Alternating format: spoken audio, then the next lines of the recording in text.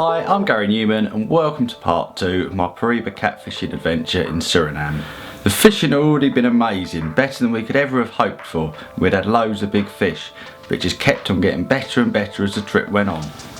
We were still on the Coppenarm River, and the day before we moved off to another location, my boat partner, Adrian Hancock, landed this monster, estimated at around 190 pounds. Fish of this size are hard to weigh without risking damaging them, and neither of the other boats was anywhere near us, hence we only estimated the weight of it.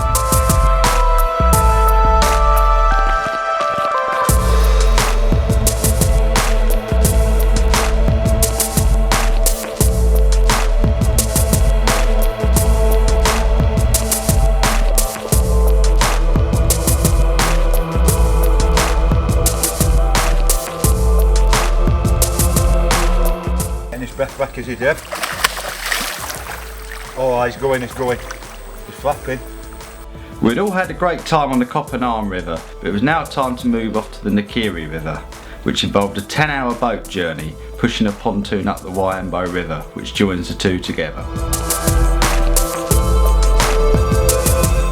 After passing by an Indian village, we eventually came to an old set of sluice gates that would take us through to the Gary River. This river was very different to the Coppenarm, being much smaller and full of submerged trees, not to mention also having lots of piranha in it, which made it impossible to fish for the catfish during the day. But it was also home to a few big Piraiba catfish. My friend Greg Isaac had this 248 pound monster on the first night that we were there.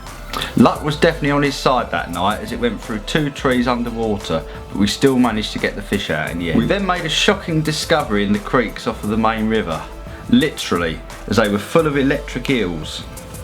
We discovered that the best way to catch them was with tiny spinners jigged up and down, and we managed to land them to around 6 foot long.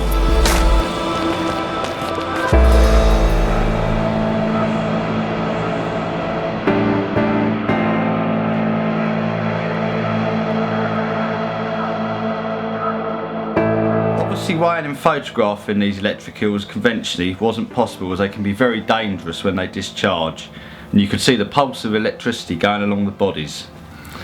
But a pair of rubber handled pliers was fine for unhooking and releasing them into the water.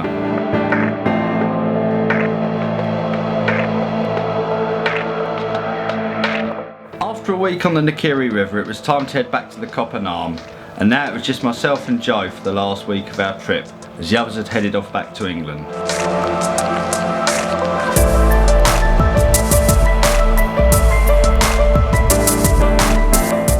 It was now the end of the dry season and storms were building every day, with spectacular lightning and torrential downpours, which were getting heavier and heavier.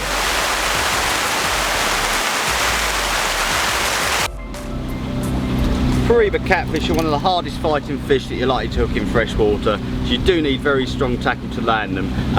Basically the sort of tackle that resembles what you'd use for fairly heavy duty sea fishing. I'm using a 30 to 50 pound class. It's a Fox Boat XT rod. It's a travel rod, so it breaks down nice and easily into multiple pieces and goes in a tube in your suitcase, so it's easy to carry around with you. The reel is it's a lever drag. It's a Shimano TLD 25 reel. It holds plenty of line. I like the lever drag because you can fish it in fixed spool mode, in a free spool mode rather, so the fish can take line, which is quite essential because these fish can drop it if they feel too much resistance on the take, and then it's just easy up with the lever and you're in strike setting. This reel's loaded with around about 300 yards of 100 kilo braid on here. This might sound excessive, but these rivers in Suriname, they're full of trees, rocks, all sorts of snags, so you do need something fairly hefty on the end. Otherwise you'd get broken off too often. At the business end of the setup, I'm using basically a clip, link swivel. I can put on whatever lead I need to hold bottom.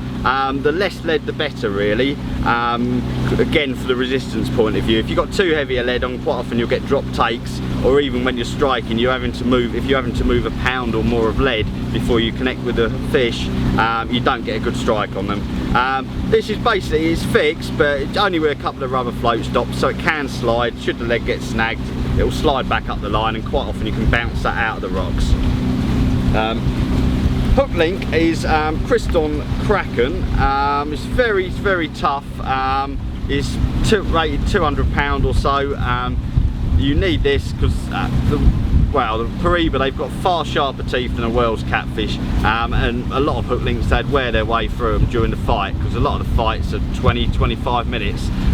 Often you're having to follow the fish for quite some distance with the boat, or you're in danger of getting spooled by them on the take. Hook wise, this is an 8-0 heavy duty. It's an eagle wave hook. This one's basically used for holding the bait in place. It's put into the tail of the bait. And then I'm using a size 2.0. This is an owner 4X, which is very heavy duty treble. That's nicked lightly into the side of the bait, with the idea being that when you do get a take, it's normally the treble that you get a hook hold with.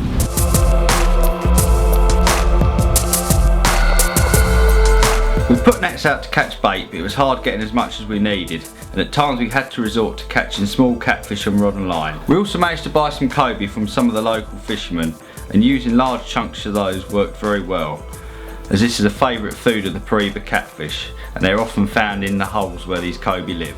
We positioned our baits by bouncing them downstream if there was enough flow, or at slacker tide we went out in the boat and dropped them off and then brought the rods back to the pontoon.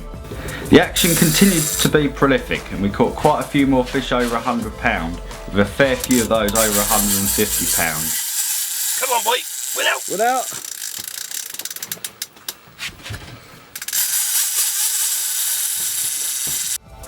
Not all the fish that we caught went tearing off downstream when we hooked them, especially around slack water, and one or two were much bigger than we first thought when we hooked into them, like this £160 one that Joe's playing here. Might be coming upstream a bit on you now the flow stops. Seems to be doing.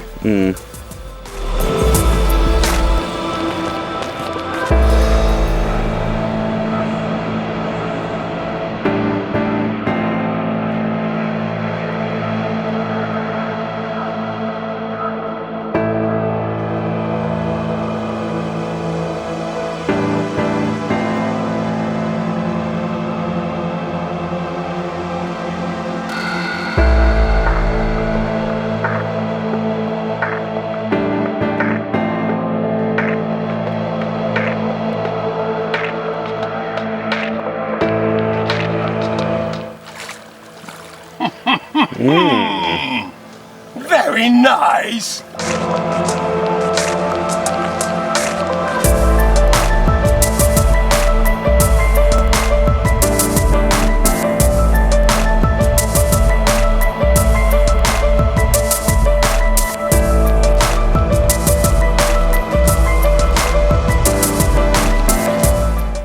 See, that was strange. That was like the one last night, wasn't it? Not quite as big as the one last night, but it's good, un? it's a good size one. Yeah. It's a good size.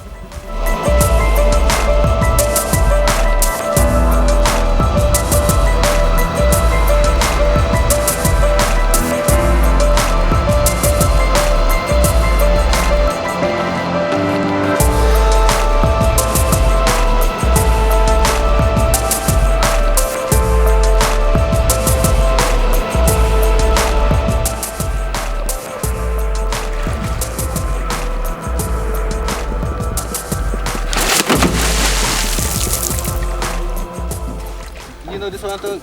You also get this one. Ah, right. Where? Ah, is that? Ah, that's the one without the peck.